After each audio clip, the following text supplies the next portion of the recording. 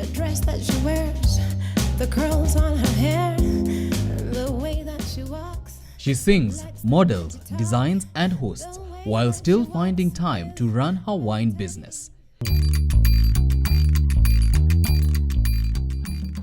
Liz Ogumbo is one talented, hardworking and daring individual.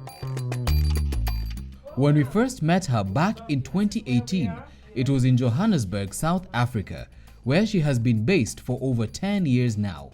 And when Daring Abroad learnt of her arrival in the 254, we definitely had to check in on her.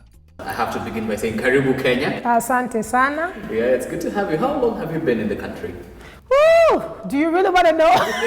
Should I tell you the green one or the red one? Well, I've been here for a few months. And the reason I say that is I don't want to start getting eggs thrown on me, by family, friends. People were like, oh my gosh, you've been here for all that long and you didn't tell us. What is wrong with you? Yes, the free-spirited and bubbly Ogumbo is clearly overjoyed to be back home. But what exactly inspired her visit? I don't know if it was inspiration. Inspiration is not the word I would use. We had the hardest lockdown, I think, in the world. 3 alcohol bans as if we're not thirsty, Besides the 3 alcohol bans, it was also a whole thing of sitting in and getting locked in. By the time we started walking, it was like a few months after. So it was really hard. And there's something about home, I don't know. Anyone who lives anywhere, when you know in the midst of crisis, any crisis, you will go back home because home is where the heart beats in such a special way.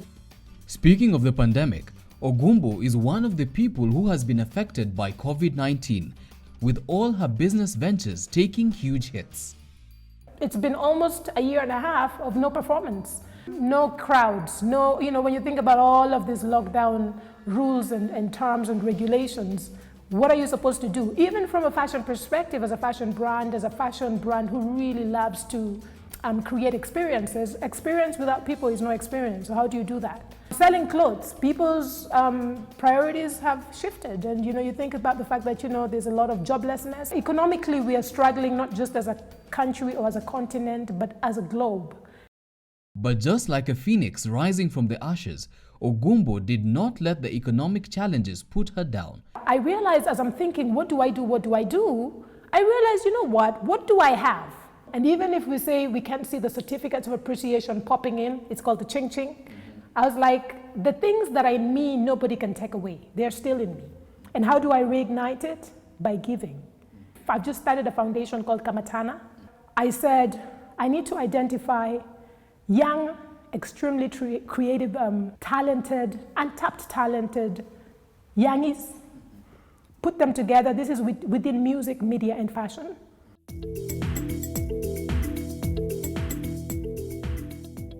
So through Kamatana Foundation, which is Swahili for holding each other, Ogumbo seeks to put budding creatives living in the African continent through an intensive program that will enable them to harness and monetize their skills and talents.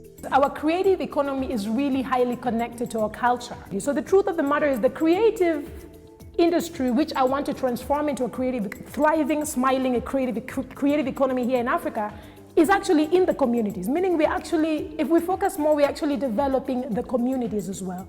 It's about how can we look at what you're good at, develop it, make sure that you're on a level that you are actually globally competitive within your sphere of influence or industry, but it's not just about being good.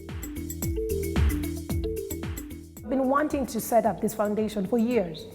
And I keep saying, I'll do it, and even when I don't even think it's a big deal, and I just go on with life. So what happens is now, I'm ready to set up my fashion house here in Kenya.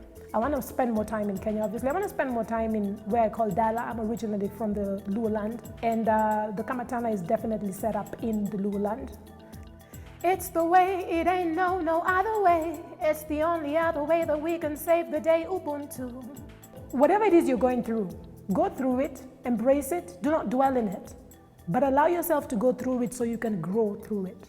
Focus, determination, and perseverance. That's Ogumbo's message. For Chams Media, my name is Michael Zimanji. What you know about her? What you know about her? What you know about her? What you know about her?